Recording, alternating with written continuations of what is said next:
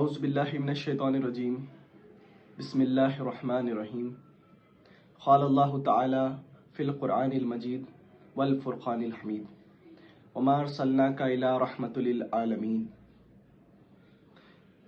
میلاد النبی صلی اللہ علیہ وسلم کے آمد کے ساتھ ہی خوشی کا ماحول چاروں طرف پھیل جاتا ہے۔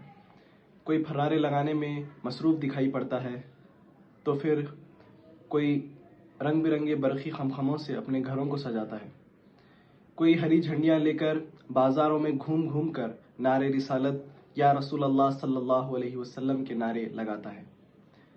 ہم خاتم النبیین، وجہ تخلیق کائنات،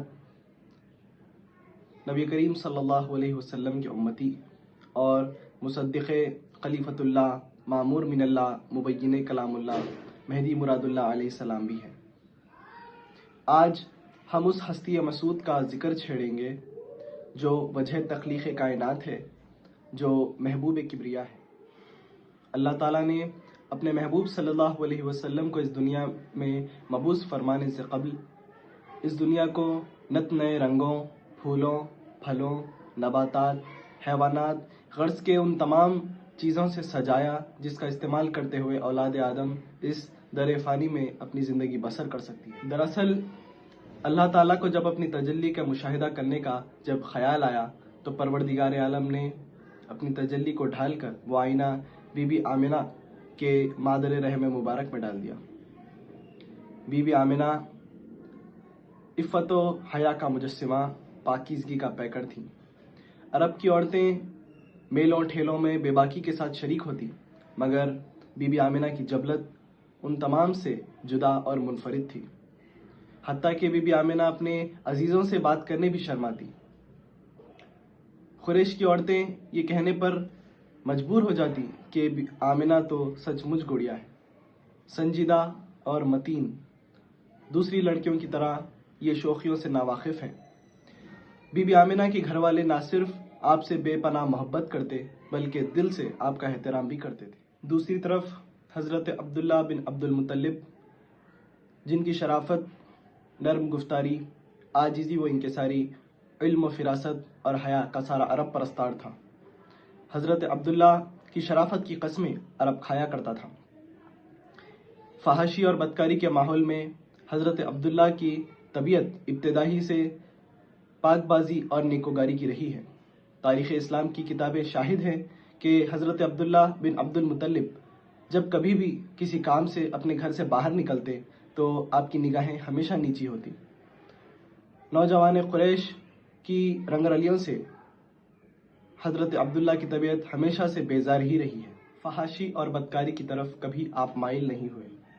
یہ وہی عبداللہ بن عبد المطلب ہے جس کو ان کے والد اپنی منت پوری کرنے کے لیے ذبح کرنے کے لیے لے جا رہے تھے، مگر ایک کاہن کی تجویز پر انہوں نے قرعہ میں اونٹوں کو شامل کیا اور حضرت عبداللہ کے بجائے 100 اونٹوں کی قربانی دے کر عبد المطلب نے اس منت کو پورا کیا تھا۔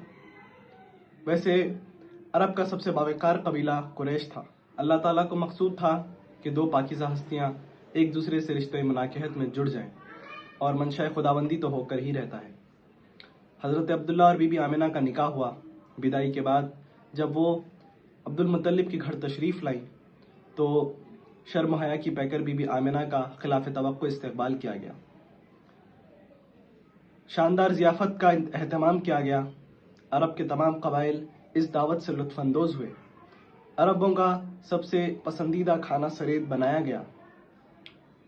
چند ماہ بعد جب حضرت عبداللہ تجارت کے لیے صحرائے عرب سے شام کی طرف روانہ ہو رہے تھے، اس وقت کئی لوگوں نے اس بات کو غور کیا کہ حضرت عبداللہ کی پیشانی میں جو نور چمک رہا تھا وہ کہیں غائب سا ہو گیا، اور اس نور کی صرف جھلکیاں ہی اب دکھائی دے رہی ہیں۔ یہاں پر حضرت سید جلیل محمد جلیل حمنابادی اللہ رحمہ کا وہ شعر مجھے بے ساختہ یاد آ رہا ہے، جس میں حضرت نے کہا، جب سنورنے کا رب کو آیا خیال، دیکھنا چاہا اپنا حسن و جمال، ڈھال کر اپنی ہی تجلی میں رکھ دیا آئینہ مدینے میں۔